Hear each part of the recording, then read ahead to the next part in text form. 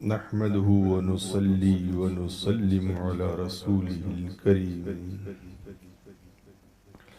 أعوذ بالله من الشيطان الرجيم. بسم الله الرحمن الرحيم. إن الله وملائكته يصلون على النبي يا أيها الذين آمنوا صلوا عليه وسلموا تسليما.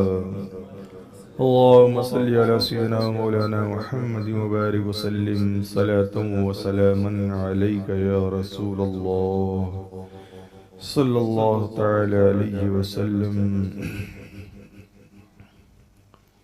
بات چل رہی تھی کل اعوذ باللہ کے بارے میں کہ قرآن کی تلاوت سے پہلے اعوذ باللہ پڑھنا چاہیے تاکہ باطنی صفائی حاصل ہو اور صحیح معنوں میں قرآن کی تلاوت کے جو فیوز و برکات ہیں وہ ہم کو حاصل ہوں. تو فرمایا گیا اعوذ باللہ من الشیطان الرجیم، میں پناہ مانگتا ہوں اللہ کی نکالے ہوئے شیطان سے. یہاں پر کس چیز سے پناہ مانگتا ہوں اس کا ذکر نہیں کیا گیا. پناہ مانگتا ہوں مطلق فرمایا گیا، کسی ایک چیز کا ذکر نہیں کیا گیا کہ فلاں چیز سے پناہ مانگتا ہوں. تو مطلق رکھنے میں حکمت یہ ہے کہ میں ہر اس چیز سے پناہ مانگتا ہوں جس کی طرف شیطان لے جانا چاہتا ہے. برے عقائد سے اللہ کی پناہ، برے اعمال سے اللہ کی پناہ، برے خیالات سے اللہ کی پناہ، برے تصورات سے اللہ کی پناہ. یعنی میں اللہ کی پناہ چاہتا ہوں شیطان مردود سے، نکالے ہوئے شیطان سے. اور شیطان برے عقائد کی طرف لے جانا چاہتا ہے، گمراہی کی طرف لے جانا چاہتا ہے، برے اعمال کی طرف لے جانا چاہتا ہے، وہ بری سوچ اور غلط خیالات کی طرف لے جانا چاہتا ہے. تو یہاں مطلق فرمانے میں حکمت یہ ہے کہ اے اللہ میں نکالے ہوئے شیطان کے ہر فریب سے تیری پناہ چاہتا ہوں، کیونکہ یہ بڑا طاقتور دشمن ہے اور ایسا دشمن کہ جو نظر نہیں آتا. اگر نظر آئے دشمن تو ایسے دشمن سے نپٹنا آسان ہوتا ہے. کہتے نہیں ہیں کہ یہ آستین کا سانپ ہے، یعنی کوئی بہت گہرا دوست تھا، بہت قریبی تھا اور اس نے دھوکہ دیا تو آدمی کہتا ہے کہ یہ تو آستین کا سانپ ثابت ہوا. یعنی ہم جس کو اپنا سمجھ رہے تھے، جس کو اچھا سمجھ رہے تھے، اسی نے دھوکہ دیا. تو وہ دشمن جو دشمن بن کر کے سامنے آئے اس سے نپٹنا آسان ہوتا ہے، اور وہ دشمن جو دوست بن کے سامنے آئے، اپنا بن کے سامنے آئے اور بہت بہی خواہ بن کر کے سامنے آئے، ایسے آدمی کو جلدی آدمی دشمن تصور ہی نہیں کر پاتا، سمجھ ہی نہیں پاتا ہے، پھر اس سے بچے گا کیا؟ تو شیطان ایسا دشمن ہے کہ جو طاقتور ہونے کے ساتھ ساتھ نظر بھی نہیں آتا ہے کہ اس سے نپٹنا آسان ہو. تو ظاہر بات ہے ایسے طاقتور اور نہ دکھنے والے دشمن سے بچنے کے لیے اس سے بڑھ کر کے طاقت والے کی پناہ ضروری ہے. جبھی اس کی فریب کاریوں سے بچا جا سکتا ہے، جبھی اس کی عداوتوں سے بچا جا سکتا ہے. تو ہم اعوذ باللہ پڑھ کر کے اللہ کی پناہ حاصل کرتے ہیں ایسے دشمن سے جو ہم کو نظر نہیں آتا ہے مگر اللہ اس کو دیکھ رہا ہے اور وہ خدا کو نہیں دیکھ رہا ہے. جس طرح سے ہم کو وہ شیطان نظر نہیں آتا تو ہم نے اللہ کی پناہ حاصل کی، اور اللہ وہ کہ جو اسے دیکھ رہا ہے، اس کی ساری فریب کاریوں کو دیکھ رہا ہے، اس کے ساری مکاریوں کو دیکھ رہا ہے، سارے دھوکے بازیوں کو دیکھ رہا ہے، مگر وہ اس کو نہیں دیکھ رہا ہے۔ تو اگر صحیح معنوں میں ہم نے اللہ کی پناہ حاصل کر لی تو پھر شیطان سے ہم اس کے فریب سے، اس کے مکر سے بچ جائیں گے۔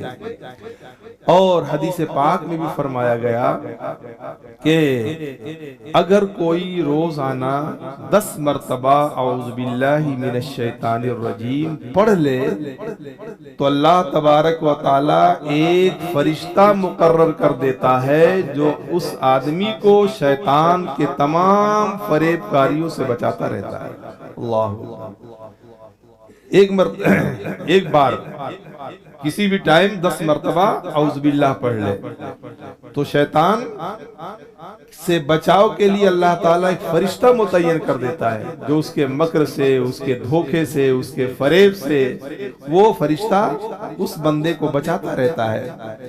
اور حضرت حسن رضی اللہ تعالیٰ عنہ ارشاد فرماتے ہیں کہ جو خلوص دل سے ایک مرتبہ اعوذ باللہ من الشیطان الرجیم پڑھ لے تو اللہ تعالی شیطان اور اس بندے کے درمیان 300 پردہ حائل کر دیتا ہے۔ 300 پردے بیچ میں حائل کر دیتا ہے کہ شیطان اس کے قریب نہیں پہنچ سکتا ہے۔ اور اعوذ باللہ یہ غصے کے لیے بھی بہت دفع کرنے والا ہے۔ غصہ جو ہر ایک انسان کے اندر ہوتا ہے، حدیث شریف میں ہے حضور صلی اللہ تعالی علیہ وسلم نے ارشاد فرمایا ایک ایسے شخص کو دیکھ کر کے کہ جو غصے سے بالکل آپے سے باہر تھا اور اس کے منہ سے غصے کی وجہ سے جھاگ نکل رہی تھی، اتنا غصے میں تھا۔ بعض لوگ ہوتے ہیں نا اس طرح سے کہ جب غصہ آتا ہے تو انہیں کنٹرول نہیں رہ جاتا، اسی لیے غصہ حرام ہے کہ جب غصہ آتا ہے تو شیطان خون کے ساتھ دوڑنے لگتا ہے، وہ جو چاہتا ہے کرا لیتا ہے، وہ جو چاہتا ہے کہلوا لیتا ہے۔ گھروں میں جھگڑوں میں آدمی غصے میں طلاق دے دیتا ہے، ایسے جذبات میں آتا ہے، ایسے تاؤ میں آ کر کے اور پھر آ کے مسئلہ پوچھا میں نے غصے میں طلاق دے دیا تھا، غصے میں ایسا کہہ دیا تھا۔ ارے کوئی خوشی میں بھی ایسا کہتا ہے کیا؟ کوئی بھی وہ غصے ہی میں ایسا کہتا ہے؟ تو بہرحال غصہ نہایت ہی بدترین چیز ہے، جو غصے پر کنٹرول کر لے وہ بہت ساری آفتوں سے خود بخود محفوظ ہو جائے گا۔ تو حضور صلی اللہ علیہ وسلم نے اسے دیکھا کہ مارے غصے کے واپس سے باہر ہے، اس کے منہ سے جھاگ نکل رہی ہے، تو حضور صلی اللہ علیہ وسلم نے ارشاد فرمایا اگر یہ شخص اعوذ باللہ من الشیطان الرجیم پڑھ لیتا تو اس کی یہ حالت نہ ہوتی۔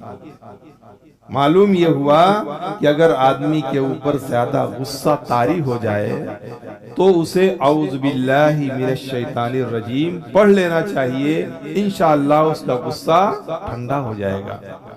اور بہت ساری چیزیں ہیں غصے سے بچنے کے لیے، اگر کھڑا ہے تو بیٹھ جائے، بیٹھا ہے تو لیٹ جائے اور پانی پی لے، ان تمام چیزوں سے غصہ ٹھنڈا پڑتا ہے۔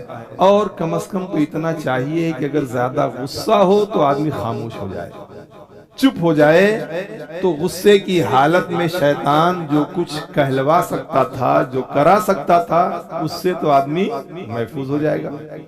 زبان بالکل بند کر لے کہ غصے کی حالت میں ہم نہ بولیں گے نہ کچھ کریں گے، انشاءاللہ شیطان کے فریب سے اور اس کے مکر سے محفوظ ہو جائے گا۔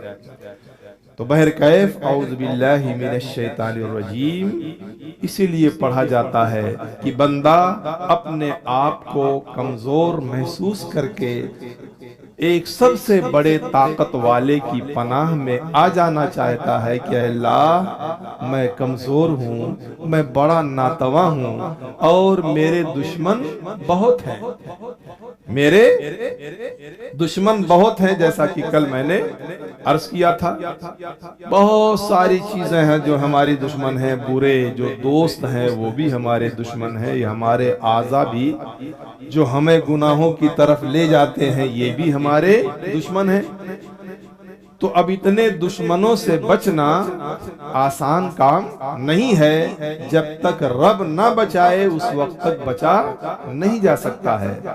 اس لیے ہم اپنی کمزوری محسوس کرتے ہوئے، اپنی ناتوانی محسوس کرتے ہوئے اعوذ باللہ من الشیطان الرجیم پڑھ لیتے ہیں، تاکہ ہم کو طاقت والے کی پناہ مل جائے، اس کا سہارا مل جائے، اور جب اللہ تبارک و تعالی مددگار ہو تو پھر سارے کام آسان ہو جاتے ہیں، ساری مشکلات آسان ہو جاتی ہیں۔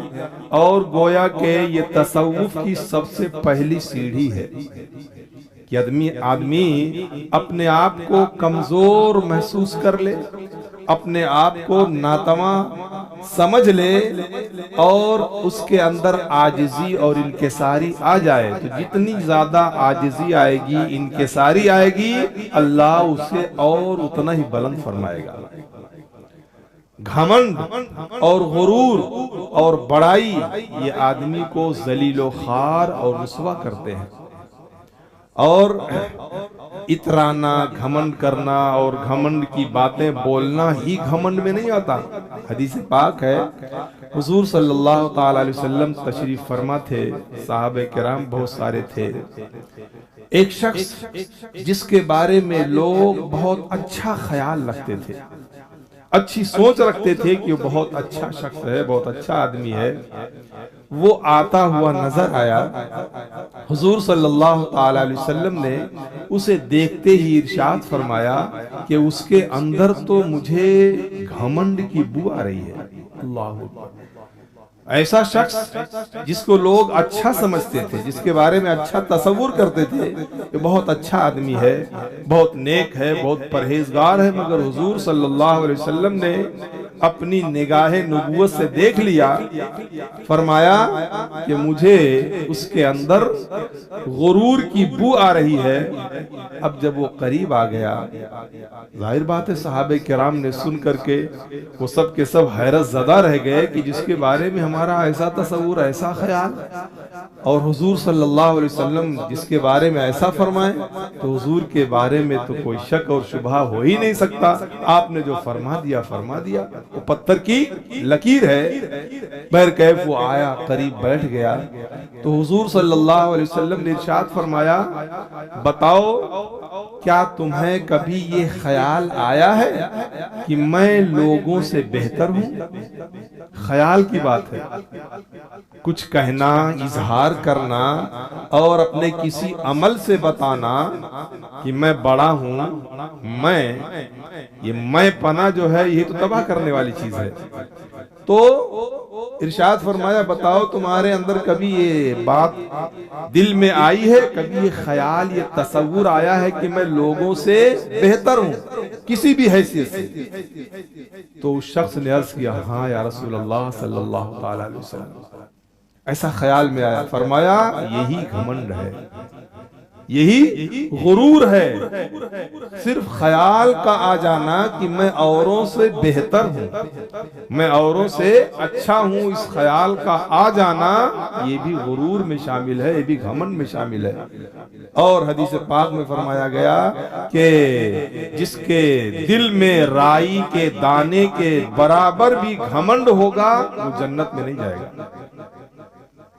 تو جس نے اعوذ باللہ من الشیطان الرجیم پڑھا، اس نے اپنی عاجزی کا اظہار کر دیا رب کی بارگاہ میں، اپنے چھوٹے ہونے کا، اپنی ناتوانی کا، اپنی کمزوری کا رب کی بارگاہ میں اظہار کر دیا، اے اللہ میں بڑا ناتواں ہوں، بڑا کمزور ہوں، تو ہی اگر اپنی پناہ میں لے لے تو ہی میں شیطان کے مکر سے بچ سکتا ہوں۔ تو ہی میں شیطان کی فریب کاریوں سے محفوظ رہ سکتا ہوں۔ تو اعوذ باللہ کا پڑھنے والا گویا اپنے آپ کو چھوٹا سمجھ کر کے اپنے دل میں عاجزی اور انکساری پیدا کر کے یہ پڑھتا ہے، اور جس نے اپنے اندر عاجزی اور انکساری پیدا کر لیا وہی اللہ کی رحمتوں کا حقدار ہوتا ہے۔ آپ دیکھیں پانی کبھی بلندی کی طرف بہہ کے نہیں جاتا ہے، اونچائی کی طرف پانی نہیں جاتا ہے، کہاں جاتا ہے؟ پستی کی طرف۔ جو زمین نیچی ہوگی، نشیب میں ہوگی، ہر طرف سے بہہ کر کے پانی وہیں آئے گا۔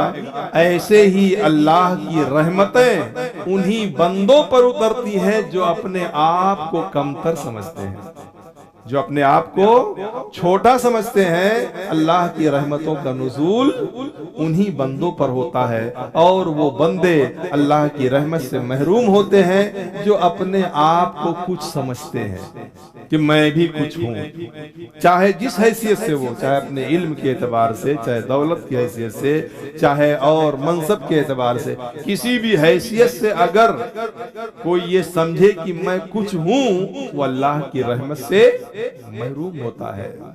تو اعوذ باللہ کا پڑھنا یہ نہایت ہی باعث بابرکت اور بہت ہی فضیلت والا ہے۔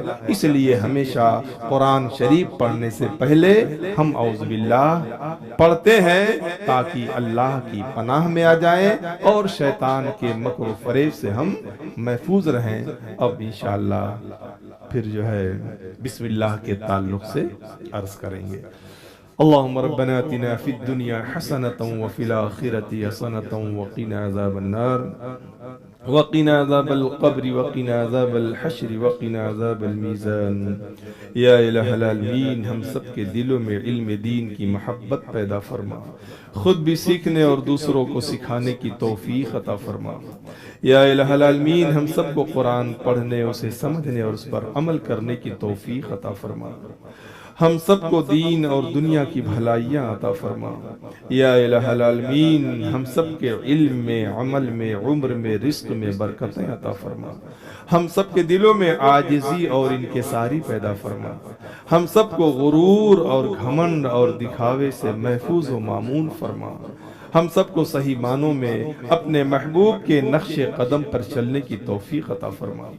ان اللہ و ملائکتہ یصلون علی النبی یا ایہا الذین آمنوا صلوا علیہ وسلموا تسلیما۔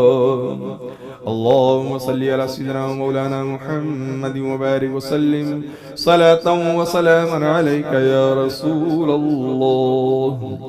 سبحان ربك رب العزة عما يصفون وسلام على المرسلين والحمد لله رب العالمين بحق لا إله إلا الله۔